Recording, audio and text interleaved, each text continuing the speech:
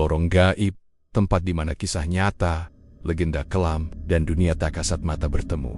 Indonesia menyimpan ribuan misteri, dari hutan angker hingga bangunan tua tak berpenghuni. Namun, di antara semuanya, gunung adalah tempat paling suci dan sekaligus paling menyeramkan. Salah satunya adalah Gunung Rinjani yang menjulang megah di Pulau Lombok. Bagi banyak orang, Rinjani adalah tempat wisata alam. Tapi bagi sebagian lainnya, Rinjani adalah gerbang menuju dunia lain.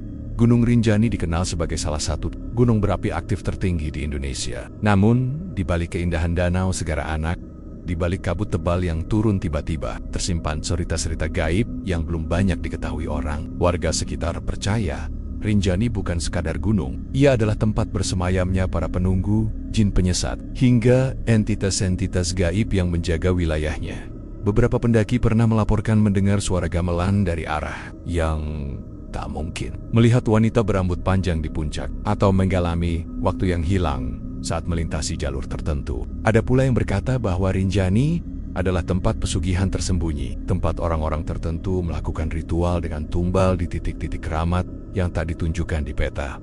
Dan malam ini, kita akan membahas sebuah tragedi yang membungkus misteri lebih dalam lagi. Seorang pendaki asal Brazil yang awalnya datang untuk menaklukkan puncak, justru menghilang selama berhari-hari dan ditemukan dalam kondisi yang mengundang banyak tanya. Apakah ini murni kecelakaan atau ada kekuatan lain yang menariknya ke lorong tak kasat mata? Dalam video ini, tim Lorong Gaib akan menelusuri kisah nyata tersebut dari berbagai sudut, dari cerita warga lokal yang enggan membuka suara, dari catatan spiritual kuno Sasak, hingga analisa mistis dan logika modern. Tinggal klik subscribe, nyalakan loncengnya, dan bersiaplah. Karena lorong ini tidak selalu membawa kembali mereka yang masuk. Selamat datang di Lorong Gaib. Dan inilah misteri kisah horor Gunung Rinjani di Lombok dan jatuhnya pendaki asal Brazil. Gunung selalu punya cerita, tapi tidak semua cerita ingin didengar. Dan tidak semua suara ingin ditemukan.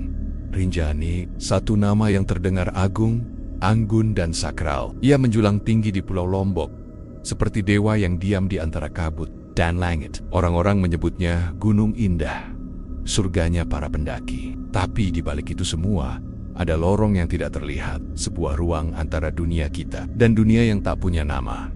Aku pernah mendengar seorang pendaki berkata, Rinjani itu memanggil, bukan dalam arti puitis, tapi benar-benar memanggil lewat mimpi, lewat bisikan, lewat perasaan aneh yang tak bisa dijelaskan. Seolah-olah ketika kau menatap puncaknya, sesuatu dari dalam sana menatap balik ke dalam dirimu. Dan saat kau naik, kau tidak hanya berjalan ke atas, tapi menuruni lorong yang tak tampak, lorong yang menjebak pikiran, merubah waktu, bahkan menyesatkan jiwa. Setiap lekukan jalur pendakian, setiap desir angin, setiap kabut yang turun mendadak, membawa energi yang aneh.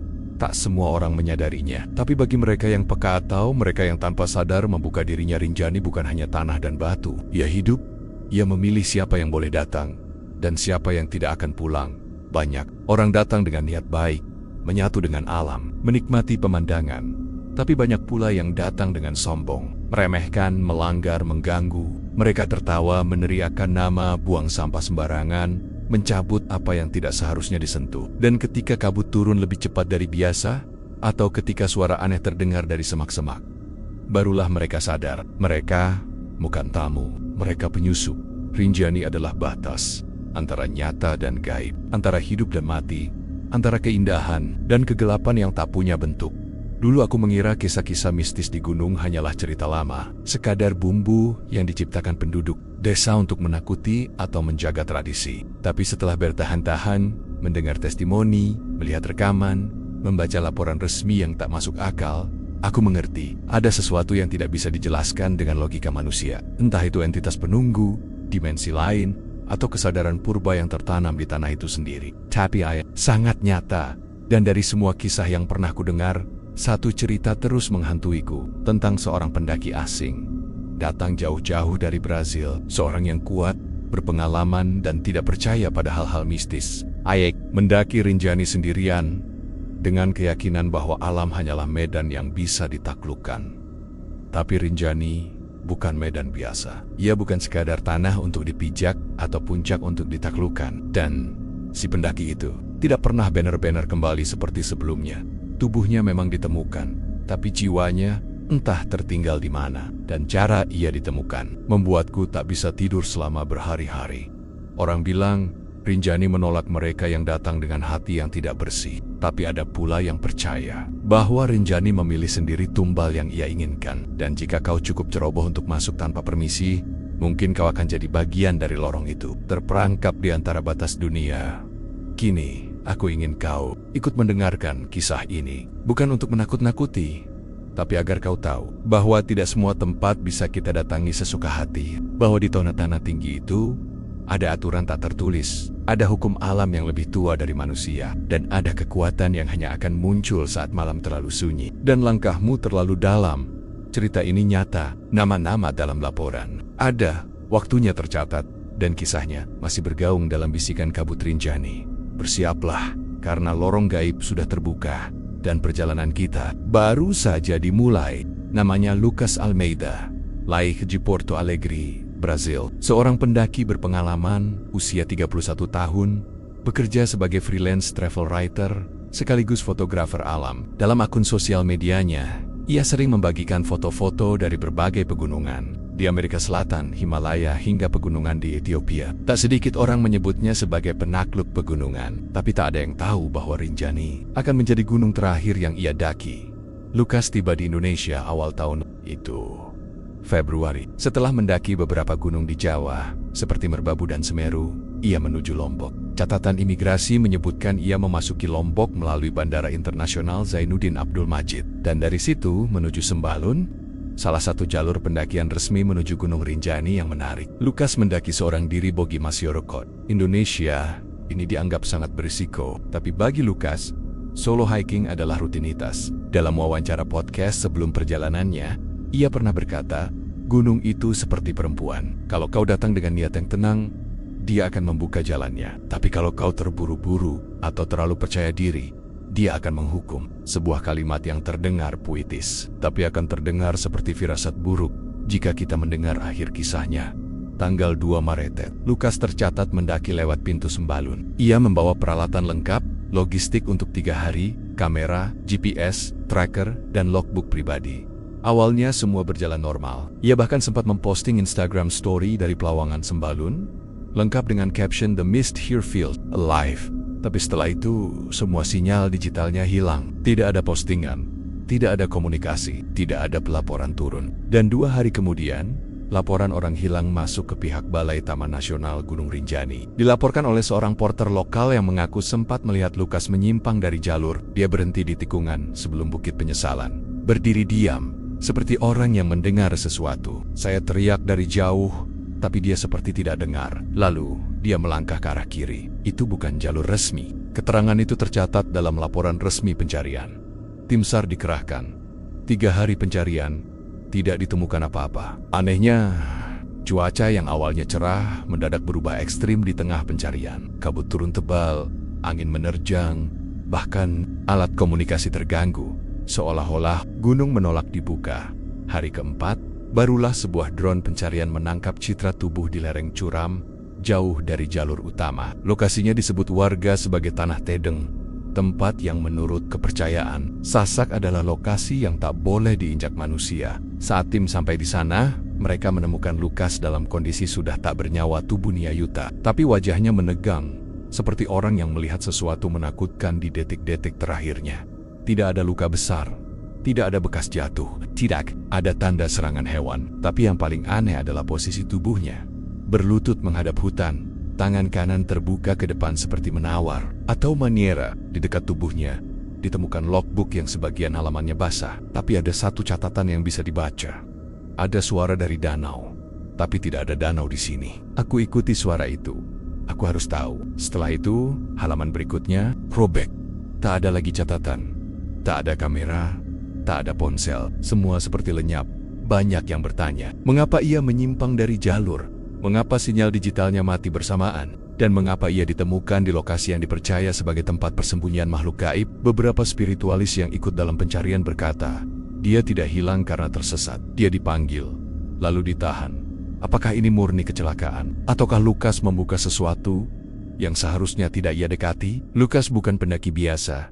Ia tahu cara bertahan, ia punya alat lengkap. Tapi bukan tempat yang bisa ditaklukkan dengan alat atau pengalaman. Ia adalah tempat yang memilih sendiri siapa yang bisa kembali. Dan Lukas telah menjadi bagian dari cerita yang tak semua orang berani bercerita. Cerita yang disimpan kabut dan hanya didengar oleh mereka yang mau berjalan lebih dalam ke lorong gaib. Setiap langkah di gunung seharusnya meninggalkan jejak. Namun di Rinjani, tidak semua jejak bisa ditemukan kembali. Hari itu, langit cerah, kabut tipis menggantung di antara bukit, tapi tak menghalangi pandangan. Jalur dari Sembalun menuju Pelawangan sudah sering dilalui ratusan pendaki. Tidak ada yang aneh hingga Lukas menghilang. Seorang porter bernama Pak Rauf mengaku menjadi orang terakhir yang melihat Lukas. Ia tidak mengenal Lukas secara pribadi, tapi wajah bule yang jalan sendirian, tanpa rombongan memang mudah dikenali. Saya lihat dia di tikungan batu besar, diam, seperti orang lagi dengar sesuatu, tapi nggak jelas apa kata Pak Rauf saat itu. Lukas berdiri tak bergerak, matanya menatap lurus ke arah hutan samping jalur. Porter itu sempat melambaikan tangan, memanggilnya, tapi Lukas tidak merespons, seolah ia mendengar sesuatu yang tidak didengar orang lain. Pak Rauf mengira Lukas hanya lelah atau sedang mengambil gambar. Tapi setelah ia kembali turun 2 hari kemudian dan tahu bahwa Lukas belum lapor turun, semuanya terasa janggal.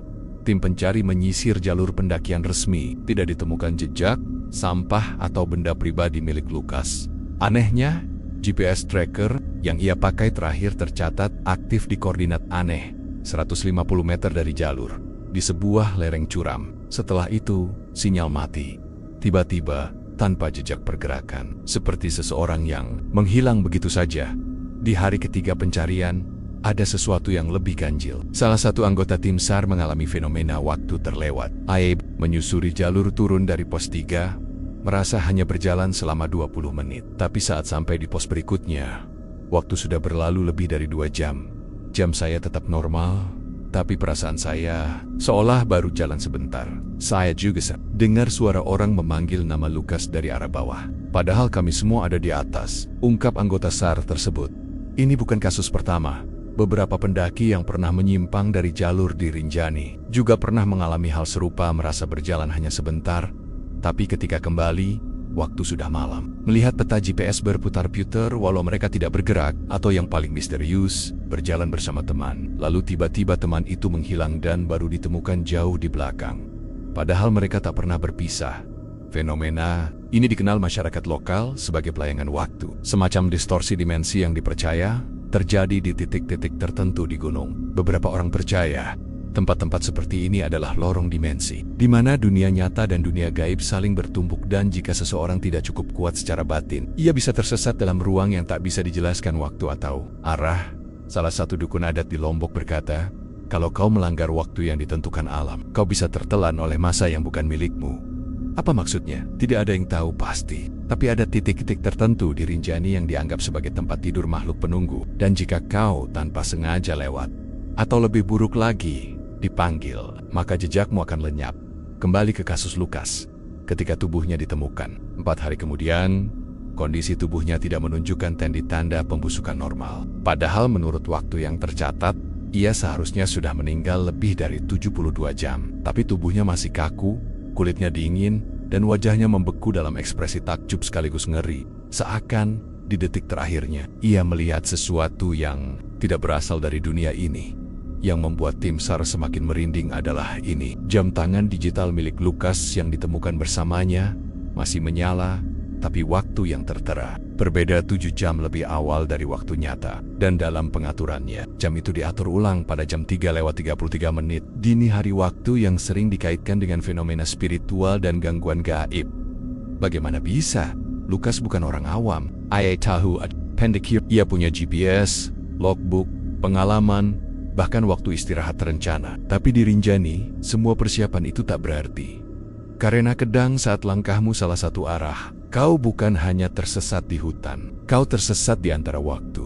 Dan jika waktu tidak berpihak padamu, maka lorong itu akan menelanmu perlahan, tanpa suara, tanpa jejak, tanpa tanda, hingga satu Satania yang tersisa, hanya tubuhmu dan wajahmu yang membeku dalam diam.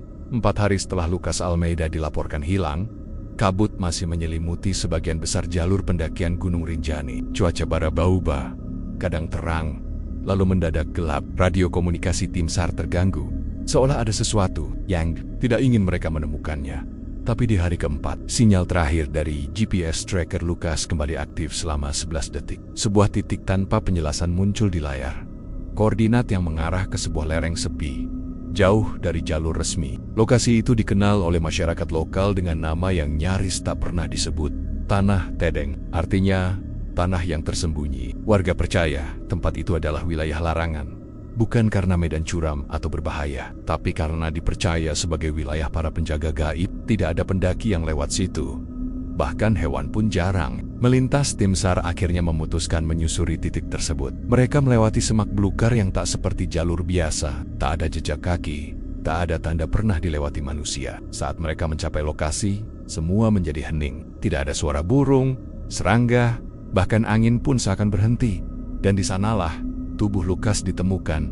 Ia tidak terjatuh, tidak tergelincir, tidak tersangkut. Ia berlutut dalam posisi yang terlalu tenang untuk orang yang mati di alam bebas. Lukas ditemukan dalam posisi berlutut menghadap ke hutan, tangan kanan terbuka ke depan, seperti menawarkan sesuatu, atau sedang berserah. Mata terbuka, memandang ke depan, mulut sedikit terbuka seakan ingin berkata, atau mungkin sedang berteriak ketika napas terakhirnya diambil. Yang membuat semuanya semakin ganjil adalah tidak ada luka luar, tidak ada tanda kekerasan, tidak ada bekas darah, tidak juga kaku mayat yang ekstrem. Bahkan lebih mengejutkan, suhu tubuhnya masih dingin alami, tidak terlalu membusuk. Meski menurut estimasi waktu, ia telah meninggal hampir 3 hari. Seolah waktu di tubuhnya berjalan lambat atau tidak berjalan sama sekali. Pakaian yang dikenakan masih lengkap, namun tas carrier Naya tidak ditemukan. Tidak ada alat navigasi, tidak ada kamera, tidak ada ponsel, namun ditemukan satu benda aneh. Seikat tali anyaman daun yang dikaitkan di pergelangan tangan kiri. Tali ini tidak ada di perlengkapan resmi pendakiannya. Menurut dukun adat, itu adalah pengikat roh, tanda bahwa seseorang telah masuk ke wilayah gaib dan belum dilepas oleh penghuninya. Saat jasad Lukas dievakuasi, satu hal membuat petugas bergidik. Salah satu anggota tim SAR mendadak pingsan dan muntah darah ringan. Ia berkata, ada suara perempuan menangis dari balik tubuhnya, tapi tidak ada siapa-siapa. Tubuh Lukas dibawa ke bawah untuk autopsi. Hasil forensik menyatakan tidak ditemukan tanda trauma fisik. Paru-paru tidak menunjukkan gejala hipotermia ekstrem. Jantung berhenti mendadak tanpa sebab yang bisa dijelaskan. Dokter hanya menulis satu keterangan cardiac arrest, probable cause unknown. Tapi di luar ruang autopsi, suara-suara lain muncul. Ada petugas yang bermimpi buruk semalaman setelah menyentuh tubuh Lukas. Ada porter yang bersumpah melihat bayangan perempuan berjubah putih mengikuti iring-iringan evakuasi dari kejauhan. Salah satu warga setempat berkata, seharusnya jangan dibawa turun. Dia sudah jadi milik Rinjani. Lukas telah menjadi bagian dari kisah yang tidak bisa dijelaskan dengan akal. Ia datang sebagai pendaki, tapi pulang sebagai teka-teki. Dan cara ia ditemukan bukan hanya janggal, tapi mengandung pesan. Seakan tubuhnya ingin memberitahu sesuatu, bahwa ia melihat sesuatu, bahwa ia mengalami sesuatu, tapi tidak sempat menceritakannya. Hanya wajahnya yang kini menjadi saksi bisu, dengan mata terbuka lebar, seolah masih menatap ke dalam lorong yang tidak bisa ditutup kembali. Lorong gaib telah memanggil satu jiwa, dan malam ini kita baru melihat permukaannya saja. Rinjani bukan hanya milik para pendaki, ia sudah lebih dulu menjadi bagian dari masyarakat Sasak, suku asli Lombok. Dan bagi mereka, gunung ini bukan sekadar tempat wisata, ia adalah tempat suci, tempat yang dijaga, tempat yang harus dihormati, tempat yang bisa memberi kehidupan atau mengambilnya. Dalam budaya lokal, Rinjani dikenal sebagai bunda, sosok ibu penjaga alam. Tapi jangan bayangkan sosok lembut. Dalam kepercayaan mereka, bunda adalah roh agung yang bisa berubah wujud dan seringkali tampil dalam bentuk yang menguji hati manusia. Kadang sebagai perempuan tua, kadang sebagai angin, kadang tak terlihat, tapi terasa. Aku berbicara dengan seorang tetua desa bernama Pak Gani, usianya hampir 70 tahun. Ia tinggal di lereng kaki Rinjani, dan sudah mendengar cerita-cerita mistis. Sejak ia kecil, ketika aku menanyakan soal hilangnya pendaki asing, wajahnya langsung mengeras. Itu bukan yang pertama, sudah banyak, tapi tak semua dipublikasikan. Ada yang kembali, tapi tak utuh jiwanya. Ada yang pulang, tapi seperti bukan dirinya sendiri. Pak Gani bercerita bahwa di atas sana ada titik-titik gaib yang tidak boleh dilanggar, seperti hutan Ikalak, yang dipercaya sebagai gerbang dunia halus, atau batu penangisan, tempat di mana pernah terdengar tangisan tanpa wujud setiap malam. Salasa Kliwon, ada juga legenda tentang perempuan putih penjaga danau. Ia sering muncul saat bulan purnama, duduk di pinggir danau segara anak, orang yang menatap matanya terlalu lama. Konon bisa terseret dalam dimensi yang tak bisa diukur oleh waktu manusia. Beberapa warga bahkan percaya bahwa danau segara anak adalah tempat pembersihan roh. Jika seseorang meninggal di Rinjani dengan cara tidak wajar, maka rannya akan tertahan di danau itu sampai seseorang membebaskannya lewat ritual. Salah satu kisah paling menyeramkan datang dari porter tua bernama Pak Umar. Ia sudah lebih dari 30 tahun membawa barang pendaki. Suatu malam, sekitar tahun 2008, ia pernah membawa seorang pendaki yang keras kepala, suka bicara kotor dan sombong. Saat tiba di pos 4, si pendaki mulai berubah. Ia berbicara sendiri, tertawa-tawa lalu berkata, "Rinjani bilang aku tamunya sekarang. Aku nggak mau turun." Malam itu, si pendaki menghilang. Ditemukan 2 hari kemudian, telanjang, duduk di atas batu, dan mengunyah daun. Ia tidak mengenali siapa-siapa, tak bisa bicara selama 6 bulan setelah itu. Dan anehnya, batu tempat ia duduk tak bisa dipindahkan, dan setiap kali orang menyentuhnya akan bermimpi tentang perempuan bermata hitam legam. Cerita lain datang dari seorang penjaga base camp. Ia mengatakan setiap tahun pasti ada satu pendaki yang disesatkan, tak selalu hilang. Kadang mereka hanya mengalami linglung waktu, berputar-putar di jalur yang sama meskipun berjalan lurus. Gunung ini punya kehendak. Kalau dia tidak suka kamu, dia bikin kamu keliling sampai kamu nyerah. Ada juga cerita tentang pendaki yang memotret sembarangan, lalu di hasil fotonya muncul sosak-sosak tanpa wajah. Salah satu foto itu bahkan memperlihatkan tenda yang sebenarnya tidak pernah didirikan. Lokasi itu ternyata memang dulunya tempat pesugihan, tempat orang-orang dulu menyembunyikan sesajen demi harta duniawi. Tidak sedikit warga yang percaya bahwa Rinjani menyimpan jalur gaib, lorong-lorong halus yang hanya bisa dilihat oleh mereka yang dipanggil. Dan jika kau masuk terlalu dalam, tidak akan ada jalur kembali, Lukas. Bisa saja tidak hilang karena kesalahan teknis. Bisa jadi dia melanggar batas, entah secara tidak sengaja, atau karena datang ke tempat yang sedang membuka diri. Banyak orang luar datang hanya melihat indahnya Rinjani, kata Pak Goni. Tapi mereka lupa, tempat ini tidak hanya indah, ia juga dihuni oleh mereka yang tak kelihatan. Dan ketika aku tanya, menurut Bapak, Lukas lihat apa sebelum meninggal? Pak Gani hanya menjawab pelan. Dia lihat sesuatu yang tidak bisa diceritakan pakai kata-kata manusia. Cerita-cerita dari warga ini bukan sekadar mitos. Mereka adalah bagian dari napas Rinjani. Dan jika kita terlalu sombong, lupa permisi, lupa merendahkan diri, maka gunung ini tidak akan menyambut kita sebagai tamu. Ia akan memperlakukan kita sebagai gangguan, dan satu persatu kita akan lenyap dalam senyap, dalam lorong-lorong tak terlihat, lorong gaib. Di tengah gunung Rinjani yang megah, tersembunyi sebuah danau berwarna biru kehijauan yang tampak damai, sejuk, dan memesona. Danau itu bernama Segara Anak. Dari atas, bentuknya seperti mangkuk raksasa yang memeluk kawah gunung berapi. Tapi bagi masyarakat Sasak dan para spiritualis dari seluruh penjuru Nusantara, danau ini lebih dari sekadar keajaiban alam. Ia adalah pusat energi, pusat gaib, dan tempat yang tak semua manusia boleh dekati. Mereka yang tahu tidak akan sembarangan membuka mulut saat tiba di sana. Tidak akan bersuara lantang, tidak akan menatap airnya terlalu lama, karena air itu dipercaya menyimpan jiwa dari mereka yang tertinggal. Danau Segara Anak bukan hanya dikenal sebagai tempat bertapa para raja zaman dahulu, tapi juga dipercaya sebagai pintu antara dunia manusia dengan alam jin. Bahkan hingga kini, dukun-dukun dari Lombok, Bali, hingga Jawa kadang naik ke sana, diam-diam melakukan tirakat, mandi tengah malam, atau meletakkan sesajen di titik-titik tertentu yang tidak ada dalam peta pendakian. Pak Gani, tetua adat yang sebelumnya bercerita padaku, pernah mengatakan, di tengah danau itu, ada satu titik di mana airnya tidak pernah tenang, kadang berputar sendiri. Padahal tidak ada angin. Itulah pusaran energi, tempat makhluk halus keluar masuk. Beberapa pendaki juga melaporkan pengalaman aneh di danau ini. Mendadak merasa sangat sedih tanpa sebab, mendengar suara perempuan bernyanyi dari seberang danau, melihat bayangan seperti orang sedang berdiri, lalu lenyap begitu saja saat didekati. Bahkan ada yang melihat tenda lain yang muncul hanya di malam hari, tenda yang tidak dikenali, tapi terlihat seperti dihuni. Menurut cerita spiritual, danau ini digunakan sebagai tempat memurnikan energi. Artinya, siapapun yang membawa niat buruk, dendam, atau keserakahan akan diolah di sana. Jika ia kuat, ia akan dibersihkan. Tapi jika tidak, ia akan ditahan. Roh atau pikirannya tidak bisa kembali seperti semula.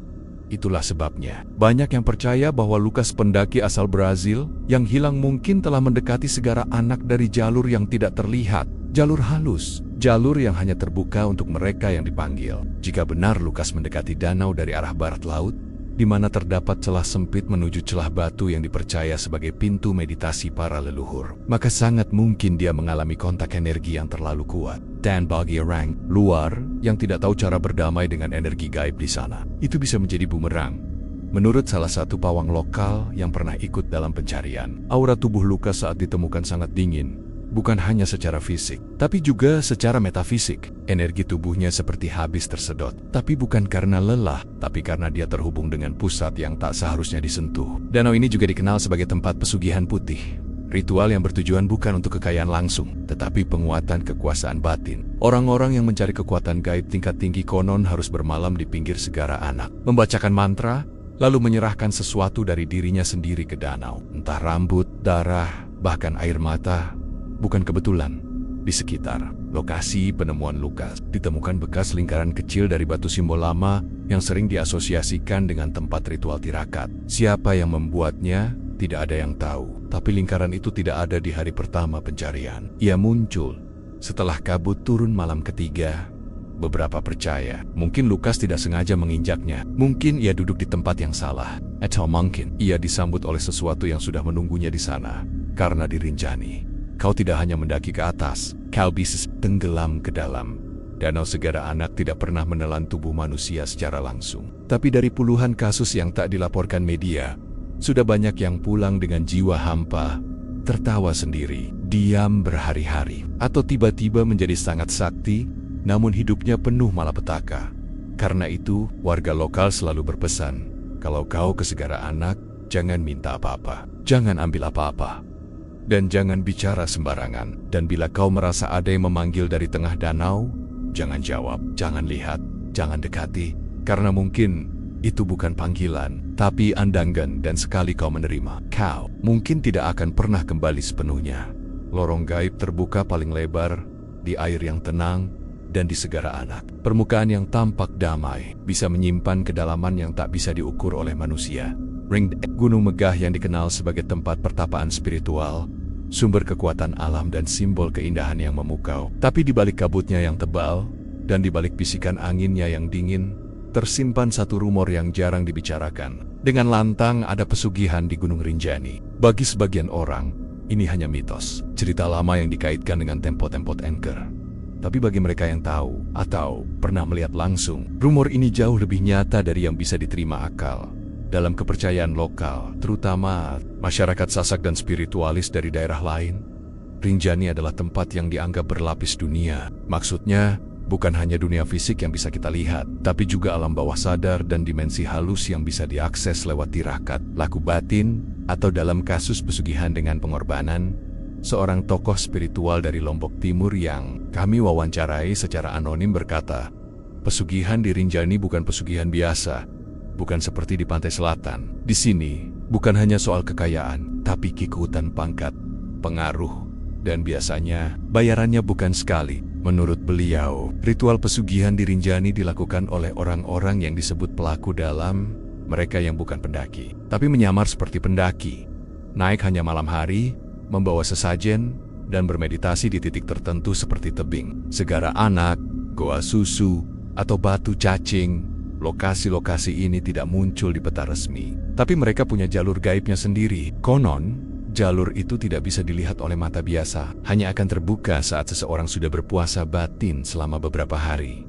Beberapa petunjuk keberadaan praktik pesugihan ini pernah dilaporkan oleh porter lokal. Bekas lingkaran api unggun yang dipenuhi bunga 7 rupa dan kepala ayam, kain kafan yang dikubur setengah di dekat batu besar, suara gamelan dari tengah hutan pada malam. Jumat Legi.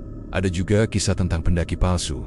Seseorang yang naik sendiri tanpa alat lengkap, hanya membawa tas kecil dan tongkat kayu, berbaju serba hitam, dan selalu menghilang saat malam. Beberapa porter bahkan bersaksi pernah melihat orang seperti itu duduk menunduk di tepi danau, menghadap ke arah tengah sambil membisikkan sesuatu ke dalam botol kaca yang dilempar ke air. Apa yang mereka minta? Konon, bukan hanya kekayaan, tapi juga kemampuan membuka mata batin, melihat roh leluhur, bahkan mendapatkan pengikut. Tapi semuanya dengan kontrak halus.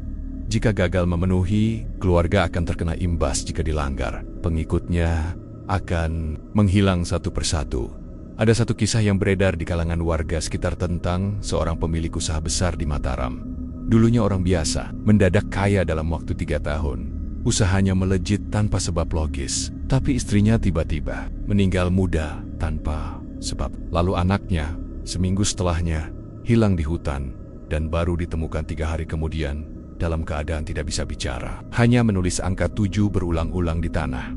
Spiritualis lokal percaya bahwa angka itu adalah simbol kontrak pesugihan. Rinjani yang berkaitan dengan siklus hari ke-7 setelah permintaan dikabulkan, hari pengembalian, hari tumbal, hari penagihan.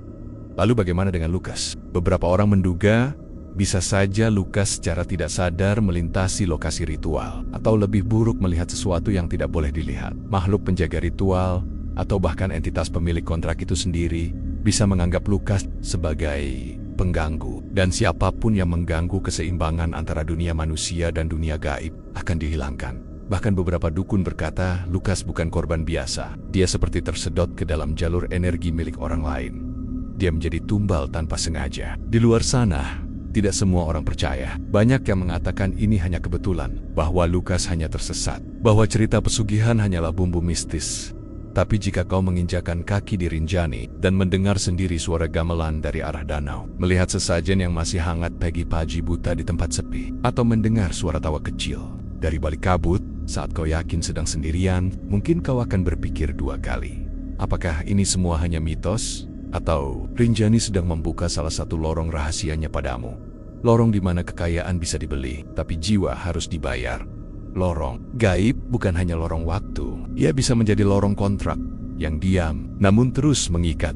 Lucas Almeida adalah pendaki berpengalaman. Ia punya perlengkapan lengkap, rekam jejak pendakian internasional, dan waktu keberangkatan yang terdata. Ia mendaki dengan niat mendokumentasikan keindahan alam bukan untuk ritual, bukan untuk menantang alam, tapi justru ia yang menjadi korban dari salah satu kasus paling aneh di Gunung Rinjani.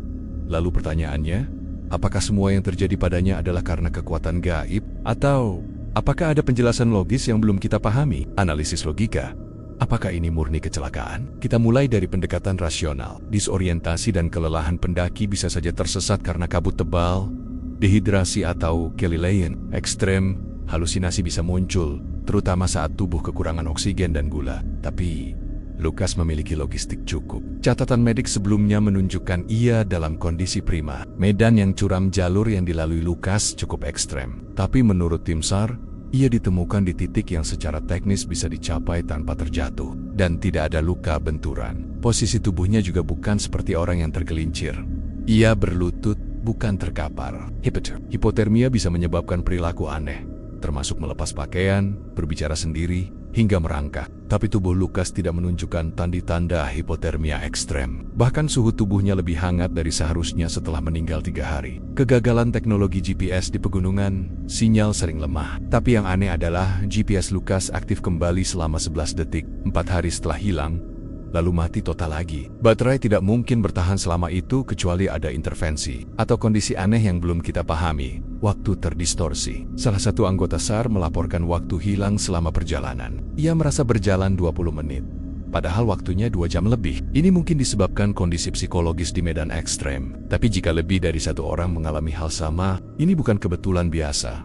Kesimpulan dari sisi logika, ada banyak kemungkinan teknis. Tapi tak satu pun yang sepenuhnya menjelaskan kondisi tubuh Lukas, posisi ditemukannya, hilangnya alat pribadi, atau anomali waktu analisis GB. Apakah ada campur tangan halus? Dari pendekatan spiritual dan mistis, banyak kejanggalan yang dianggap sebagai tanda intervensi dunia halus. Posisi tubuh menyerah dalam kepercayaan mistik. Posisi berlutut dengan tangan terbuka dianggap sebagai tanda penyerahan jiwa. Banyak ritual gaib di gunung dilakukan dengan postur serupa.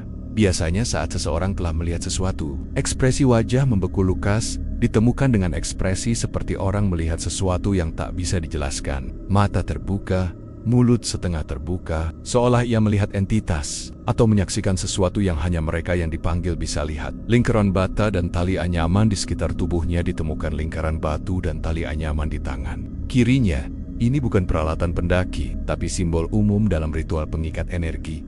Entah Lukas masuk ke lokasi ritual, atau ia dijadikan bagian dari ritual itu sendiri. Jam digital tak sinkron. Jam Lukas menunjukkan waktu jam 3:33, waktu yang sering disebut sebagai jam gaib dalam kepercayaan banyak budaya. Padahal, tidak ada saksi yang bisa memastikan siapa yang mengubahnya.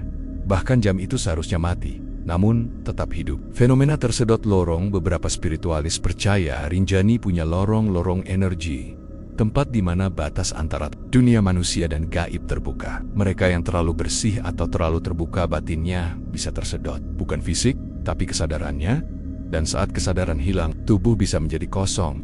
Kesimpulan sisi gaib, Lukas kemungkinan besar masuk ke jalur yang bukan untuk manusia biasa. Entah karena dipanggil, atau karena tanpa sadar melanggar batas yang tak terlihat. Kita ada di tengah-tengah antara fakta dan kemustahilan. Apa yang menimpa Lukas bukan kejadian pertama, tapi juga bukan kejadian biasa. Baik logika maupun supernatural sama-sama tidak memberi jawaban penuh. Tapi dari keduanya, ada satu pesan yang sama. Rinjani bukan tempat untuk dicoba-coba. Ia adalah tempat yang harus dihormati, dan siapapun yang datang tanpa kesiapan jiwa, entah tersesat secara fisik atau secara batin. Lukas datang dengan tubuh kuat dan pikiran jernih, tapi mungkin ia terlalu jujur, terlalu terbuka. Lorong itu melihatnya, dan begitu ia masuk, ia tak bisa keluar sepenuhnya. Lorong gaib bukan hanya lorong mistis. Ia bisa menjebak akal, logika, dan keyakinan kita, karena kebenaran yang tidak bisa dijelaskan bukan berarti tidak nyata. Rinjani bukan hanya gunung yang indah, ia adalah gunung yang dihormati. Bagi masyarakat Sasak, Rinjani adalah bunda, penjaga keseimbangan alam dan spiritual. Dan seperti ibu yang bijaksana, ia bisa memberi, tapi juga bisa mengambil kembali. Jika manusia melanggar aturan, dalam setiap pendakian, ada etika. Tapi di Rinjani, etika itu bukan sekadar tata krama, ia adalah kunci keselamatan. Karena di tempat ini, ada pantangan yang tidak bisa ditawar. Ada larangan yang jika dilanggar tak selalu langsung tampak, tapi akibatnya bisa mengejar sampai ke rumah. Berikut adalah larangan-larangan utama yang dipercayai warga lokal. Porter, Sinit, dan para penjaga adat Rinjani. Pertama, dilarang mengucapkan kata kota gunung ini. Dijaga oleh makhluk halus yang sangat peka terhadap ucapan. Kata kasar, caci maki, atau ucapan sembrono dipercaya bisa mengusik penghuni gaib, terutama di pos 3 Tebing Air Kolak dan sekitar Danau Segara Anak. Mulutmu adalah kunci, kata Pak Umar, porter tua. Sekali kau bicara sembarangan, tempat ini bisa bicara balik. Kedua, dilarang membawa pasangan untuk tujuan mesum. Beberapa kasus hilangnya pendaki atau gangguan gaib dikaitkan dengan tindakan asusila di tenda, terutama jika dilakukan di malam hari saat kabut tebal. Mereka malu, ujar seorang dukun. Mereka tidak suka manusia merusak kesucian tempat ini dengan nafsu. Ketiga, dilarang menunjuk gunung dengan jari telunjuk. Ini pantangan klasik yang masih sangat dihormati. Menunjuk puncak Rinjani atau arah tertentu dengan jari telunjuk dipercaya bisa mengundang gangguan atau pembalikan arah. Banyak pendaki yang tersesat tanpa sadar padahal merasa sudah di jalur benar. Gunakan jempol jika harus menunjuk, atau lebih baik, cukup ucapkan tanpa isyarat. Keempat, dilarang mengambil batu, tanah, atau air dari Rinjani. Terdengar sepele, tapi ini adalah pantangan berat. Batu kecil, kerikil, air danau, bahkan ranting adalah bagian dari tubuh Rinjani. Jika dibawa pulang tanpa izin, dipercaya akan membawa roh penunggu ikut serta. Banyak cerita tentang keluarga yang sakit, rumah yang penuh suara aneh, atau barang yang menghilang karena benda dari gunung dibawa pulang tanpa pamit. 5, dilarang makan dan tertawa terlalu keras di lokasi sakral Danau Segara Anak. Batu cacing dan goa susu dianggap sebagai tempat bertapa. Jika di lokasi ini seseorang tertawa keras, memutar musik, atau makan sambil bercanda, seringkali terjadi kejadian aneh. Kompor tak menyala, makanan basi mendadak, atau bahkan salah satu anggota rombongan mimisan tanpa sebab. Dilarang mendaki saat hari-hari pantangan. Beberapa hari dianggap angker oleh masyarakat adat, seperti malam Jumat Legi, Salasa Kliwon, atau saat gerhana. Banyak spiritualis dan pelaku ritual memilih hari-hari ini untuk bermeditasi. Jika pendaki naik pada hari-hari ini tanpa izin batin, dipercaya bisa berpapasan dengan mereka, dan tersesat ke dalam jalur yang tidak terlihat. Ketujuh, dilarang menginjak atau duduk sembarangan di batu besar bukan sekadar batu. Banyak yang dipercaya sebagai tempat duduk para leluhur atau entitas gaib. Jika seseorang duduk di atasnya sembarangan, ia bisa membawa pulang penunggu atau mendapatkan mimpi buruk selama berminggu-minggu. Kedelapan, dilarang mengabaikan mimpi yang terjadi di gunung mimpi. Di gunung dipercaya bukan mimpi biasa. Ayat peringatan atau pesan dari makhluk tak kasat mata. Jika seseorang bermimpi tentang sosok tua, bayi, ular atau air keruh saat di tenda, lebih baik lakukan doa atau ritual kecil di pagi harinya. Jika diabaikan, bisa terjadi tarikan batin hingga sulit turun ke 9. Dilarang menyebut nama-nama makhluk halus secara langsung. Jangan menyebut kuntilanak, genderuwo, atau siluman secara eksplisit di Rinjani. Kata-kata itu bisa mengundang perhatian. Gunakan istilah pengganti seperti yang tak kasat mata atau cukup sebut penghuni. Sebab nama adalah panggilan ke-10. Dilarang tak percaya. Larangan terakhir adalah tidak percaya larangan itu sendiri. Banyak yang naik dengan sombong, berkata nggak mungkin, cuma cerita, tapi niat. Banyak dari mereka yang justru merasakan gangguan. Karena di Rinjani, keyakinan adalah pelindung dan kesombongan adalah pembuka pintu bencana. Maka sebelum mendaki Rinjani, warga adat selalu berpesan, bawa perlengkapan, bawa logistik. Tapi jangan lupa, bawa hati yang sopan, karena kalau kamu datang sebagai tamu yang baik, gunung ini akan menjaga kamu. Tapi kalau kamu datang untuk menantang, maka dia juga bisa menantang balik. Lorong gaib di Rinjani bukan lorong yang bisa dilihat, tapi ia terbuka bagi siapapun yang melanggar batas, sengaja atau tidak. Dan ketika kamu sudah masuk, kadang jalan keluarnya bukan lagi ke bawah, tapi ke Gunung Rinjani, tempat yang indah, sakral dan misterius. Ia bukan sekadar gugusan bebatuan atau jalur pendakian yang menantang. Ia adalah alam yang hidup. Ia mendengar, ia melihat, dan ia bisa merespons baik dengan keindahan maupun dengan peringatan. Kisah Lucas Almeida bukanlah yang pertama, dan mungkin bukan yang terakhir. Entah benar ia tersesat karena alam, atau ditarik ke jalur yang tak terlihat. Yang pasti, kepergiannya mengingatkan kita semua. Jangan pernah meremehkan kekuatan tempat yang kita pijak. Di balik keindahan segara anak, di balik tenangnya kabut pagi, ada sesuatu yang jauh lebih tua dari manusia, lebih kuat dari teknologi, dan lebih dalam dari logika. Kita hidup di dunia yang penuh misteri. Ada hal-hal yang tidak bisa dijelaskan, tapi bisa dirasakan. Dan di sanalah lorong-lorong gaib terbuka. Jika kamu seorang pendaki, seorang pencari keindahan, atau bahkan seorang pemburu misteri, datanglah dengan niat yang baik. Jangan datang untuk menantang, tapi untuk menghormati. Karena alam tidak pernah kalah, hanya diam. Dan bagi kamu yang masih bertanya-tanya, benarkah ada kekuatan gaib di Rinjani? Atau ini semua hanya mitos? Turun-temurun? Jawabannya tidak penting. Yang penting adalah, apakah kamu cukup bijak untuk menghormati sesuatu, meski kamu belum bisa memahaminya? Karena justru di sanalah keangkuhan manusia diuji.